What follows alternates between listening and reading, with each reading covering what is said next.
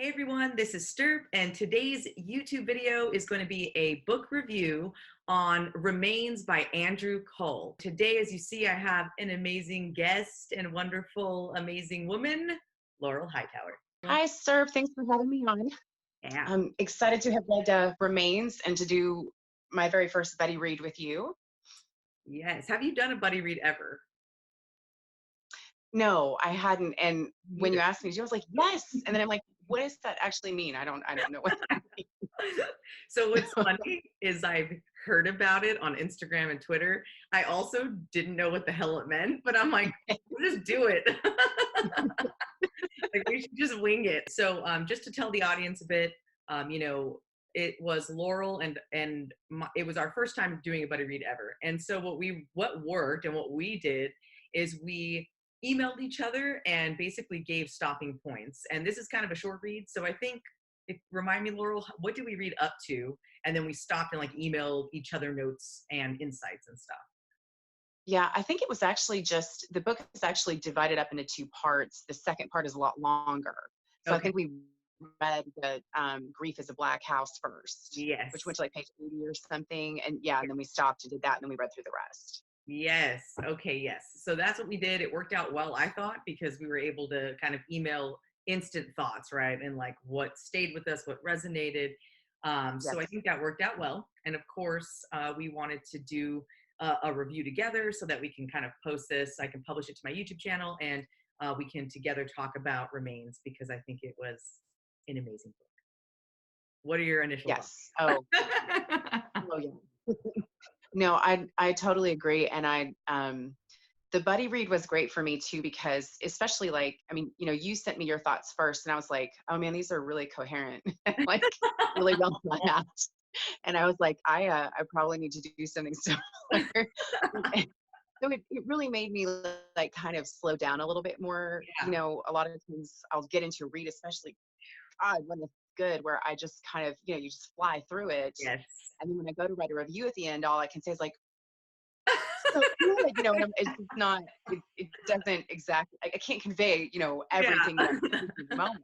But it was really good for me to, to kind of slow down and be like, okay, yeah, like you said, what is resonating with me? I really liked, you did such a great job too of like posting. You would do those little quotes and everything on Oh, Instagram from yeah. it, the stuff that had really stuck with you. And Yeah. I thought that was, just really good too. I thought that was a good way to do it, and a good way to keep the quotes kind of like with you.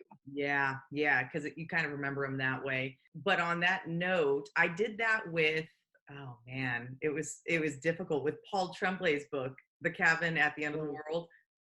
Have you Oh read yeah. it? Yes, I've read it. Yeah. Okay, the pacing, I couldn't stop. I couldn't barely have time to take notes, and I'm like stopping myself because I couldn't stop. Well, because on that one was so tense. Like, I read that on the Kindle, and I was like, I am like 4% in, and I am just like, strung like a violin. I just like could, I was like, Right. oh great, I have to finish it so I don't die of anxiety before.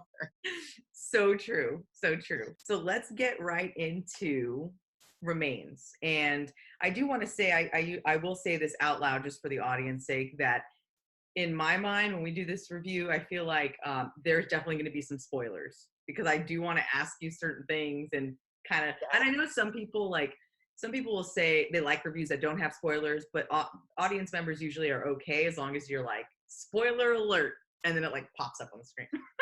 So I'm going to do that. I'm going to be like, spoiler alert. I think I wrote this in the email to you, but I thought that Andrew Cull was amazing at, it was like, it almost was it was cinematic, like the writing. I felt like it was really cinematic. Like I almost thought, wow, has he like written screenplays? Because I felt like I was there the whole time. Well, I think he has actually. Oh, okay. When I looked him up, because like after I was like, there's no way this is the first thing, the first thing he's written. Yeah. And he did The Possession of David O'Reilly, Oh, which okay. I have not seen, but I want to say, I can't remember if it's on Netflix. But anyways, yeah, not to interrupt, but yes, he actually, good catch there. That's He has done some cinematic things. the fact that she's in this dark house. Oh God, it's so creepy. Yeah. Yeah. I'm afraid Yeah. of the dark. Are you afraid of the dark? People think that's funny. I'm kind of afraid of the dark. Not all the time, but Okay, yeah, sometimes after I read something like this, I'm like, right. yeah. So he nailed it. I think Andrew Cole's afraid of the dark because how could he nail it like that? Like things he described Yeah. about the dark and like turning Yeah. corners was spot on. Yeah. Yeah. Well, and I think it was one of the things I noticed about the second half was Mhm. the dark and the blackness almost as like another character. Yeah. Like the way that it was, Mhm. I started noticing all the different ways he was describing it because I have such a pet peeve about word repetition, Oh, and he didn't do that. yeah. So like it was like, but he was describing such similar things. I was like, how is he doing this? That it's like we're referencing that's keeping us, keeping it right with us, but it's Right. not beating us over the head with the same words. It's because it just, yeah. I mean, I think you're right. I think the five senses. It was just like the dark just became sinuous and did all these Oh, other things. yes. It was just such a cool way of doing it. Just felt like I was there, like not able to see things and the hearing and the on my skin. It was great and extremely sad. I was Yes, like, it was. I was a bit disturbed at the end. Like my husband kept saying, Yeah. he's like, Steph, are you okay? And I'm like, yeah, I finished this book. And he's like, do you want to talk about it? I'm like, no, I don't right now. Like, Listen, I'm processing. Okay. I know. And then, oh my God, especially as like parents, forget it. It's like you Yes. don't have you have no he forces you to think about that. Yeah, Yeah. which is horrific. But yeah, I mean, it's true. It's all the little thoughts that they would have, and especially I felt like Matt, her husband's name was Matt, right? Yes, yeah, I think I so. think it Yep. was Matt. Yeah. Yes. Um, Hey, Matt. Yep. Almost one of the things he thought. I think there was some line about their beautiful little boy and all the things he had been and never would be, or something. It's like just like right, because yeah, like you're right. As a parent, you're like that is a dark place. I'm not going to look at. I But I mean, he just I felt like he nailed the visceral reaction that would be without making it depressing. I don't know if I'm right. saying that right, but it's like it wasn't. Sometimes you read things and it's just the whole thing is kind of a slog, you Mhm. know, Mhm. just Yep. because of like the darkness of it and the overhang of the grief and everything. It just makes it slow and a slog, and this didn't seem like that to me. Right.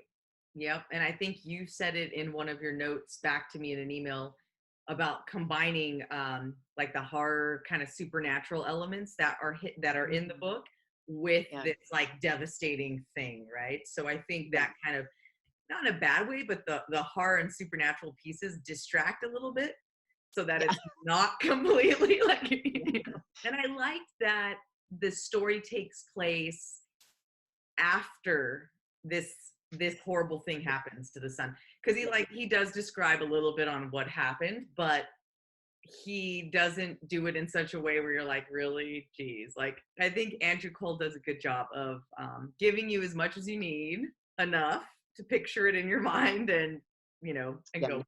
Some of the elements of his death, like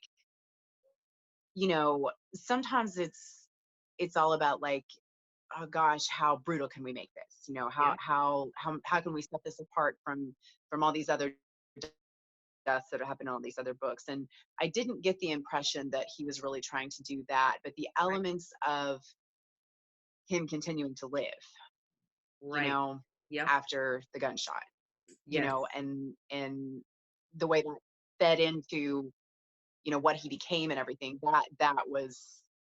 Right. that was intense. I did want to ask you, so I have a very Okay, good. strong feeling about the ending and I wanted to know your opinion on it. So I honestly believe that he was not alive. I think the mom went crazy from like sorrow, and I think she wanted him to be alive. But in the end, I honestly think she went insane and did it all to herself. That's what I think. Oh, Do you do you okay. think that the son was really Huh. that? I just like because honestly, and that's what this is the cool thing about the book. it can go either way. There's not a definite answer. And I know there's like scratchings and carvings and weird stuff that happens, right? And I know the doctor, that's very weird. That would probably be the one thing that's like a red flag of like something's off, like there's something supernatural. Yeah. But I just feel like too, any parent in that situation would go Yeah. crazy. Like you go nuts. And that, yeah, it's funny when one of the guys I know asked me one time, he asked me, we were talking about, favorite horror novels. And I was talking about The Haunting of Hill House. Oh And yeah. he asked me, he's like, so, the question is, was it really haunted? And I'm like, yeah, actually, I'm super literal and never considered that was a question. I just was like, sure, they're totally a bunch of ghosts. Really well done, Shirley Jackson. So as far as like ambiguity and horror goes, I'm I'm not sure that I'm always going to be the one to catch that. Yeah. But yeah, I feel like it was I feel like it was the doctor. The Yeah. doctor to me was like, oh no, Yeah. that's, and I think in the first part I feel like the first part it was ambiguous. Yes. And yeah, like you said, with all the scratchings and the carvings, she would wake up with the plaster dust on her hand, though. Right. Yeah. So it was very like that could have totally been her doing it in a blackout. But to me, I just felt like that wardrobe, Yeah. the wardrobe above her, and looking at me like, Oh yeah. no, that's not her. That's there have been so few like books that have straight up scared me. And that moment, I was like, "Duh," it just was, yeah. Well done, Andrew Cull. Yes. I just think he captured both areas so well, like the supernatural piece, but again, just how someone can drive themselves to that level of crazy. It's sad, but it's creepy and scary as well. Because I Yeah. think people absolutely that happens to people, they lose loved ones and then they kind of just are someone else. They're not there anymore. Well, and to the idea of even stepping aside from the idea of it being ambiguous, saying maybe, if you want to look at it as supernatural, there's still the aspect that I thought was really interesting, which was like, okay, he's not what you pictured him as. He's not your little boy anymore. He's something dark. Right. And her accepting, hey, if this is the only way I can get him, I'll take it. Yep. Yep. Yeah, that's a good point. I felt like it was the only way it could have ended. Like, Yeah. it was dark and it was bleak. Hmm. But, and I mean, this is terrible, but as a mother, I don't feel like it's as bleak as it would have been if she had just had to walk away Right. without the possibility of connection to him again. Right. I, Yeah. I won't think about that too hard.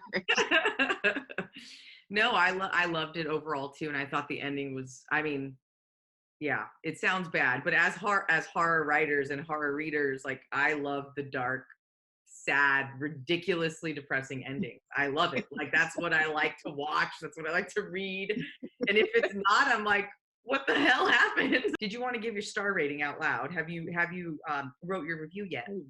Yes, I submitted reviews to Goodreads and Amazon, and it, like 5, all of the 5, right across the board, Yeah. ridiculous, and I can't wait to go back and read Bones. And it's, I'm pretty sure I was drunk tweeting about it last weekend about, just like this massive love for the horror community. But I mean, it's like, it's part of this that like, it just makes me so proud. It's like, Right. These are our brothers and sisters. These are our horror family who are out there just whipping ass. Yep. It's like just writing these beautiful, amazing things. I've read the best books in the last year that I've ever read in my life, and I had no idea all this was out here.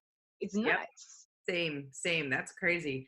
It's the same. I just discovered the community like maybe 5 months ago, 6 months ago. It's been insane. And to have people like even like you and Andrew Cull respond to like tweets and stuff. I tell my family all the time and they think I'm nuts. I'm like, this person wrote this book right here and I'm doing this video with them. You don't understand. And they're just like, what? And I'm like, yeah. Whereas, of course, like, this is my first book out. So it was just funny. Like when Shane was like, hey, you want to come on the show? I'm like, really? Yeah. Like, tweeting at that person behind me because That's awesome. That is awesome. And funny enough, the first episode I ever listened to was that episode with you on it. Oh, really? So I've enticed. I just started tapping into the horror community and podcasts and Twitter. And I heard about that podcast somewhere or other, went on Spotify and happened to click on the one for the first time ever with you. And then I was like, oh, so then I went and followed you and then kept following their podcast. And it's just kind of like a domino effect. It is, and it's something that I don't know if you felt this way as you've been listening to them, but it's like they call it a podcast for readers. But there has not been a single episode yet that I have not learned like something really valuable as a writer. Like, Taff, like it's I know. it's just like the encouragement to like, okay, stretch, try this other thing. And it's like the practical advice, it's the encouragement kind of thing. It's I love that podcast. Yes, it's definitely the motivation. Funny enough, it's so important and cannot be like overlooked because I learned things as well, and it's that motivation too though where I'm like, wow, like this person they sound so cool, so chill, so normal, and they're writing books, so I can do it. Like I just gotta keep on going at it, so yeah, it's Well, you did. Exactly, you did. It's with your editor. It's making her cry and vomit simultaneously. Cry and vomit. I mean, you can't ask for better than that. I know. I'm so happy. The only other thing I would love to add, I love that Andrew Cull does this. Sometimes you get these beautiful, I don't know how you can say it, these postcards. Ooh. And that is, I believe that is alternative artwork for Remains. This one is by Daniel Serra. And dear God, I don't know if you've seen, he just did, I think, some alternative artwork for some of Paul Tremblay's things. Yeah, okay. It's beautiful. It's beautiful. And then this is for Bones. And this artwork is by Chad, I'm going to butcher that, and I'm really sorry, Wehrle, Wehrle. So yeah, I dig that Andrew does these things. That's badass. And is pulling again a lot of the artistry into this community, because I cannot emphasize enough how important cover art is. Yep. Crazy. Oh, and yeah, that's right. When are we getting to vote on your cover art? Oh. I'm going to send plug it. I am. Yes. I'm going to send the email out tomorrow. And right after this video, I'm going to do like a quick Facebook Live thing to try and tell people it's their last chance to sign up for my newsletter to then get the email tomorrow on the top designs. Yeah. Perfect. Okay, great. I'm looking forward to that. I love it. Have a good night. All right. You too, Laurel. Thank you everyone for tuning in. And we'll see you next time. Thank you.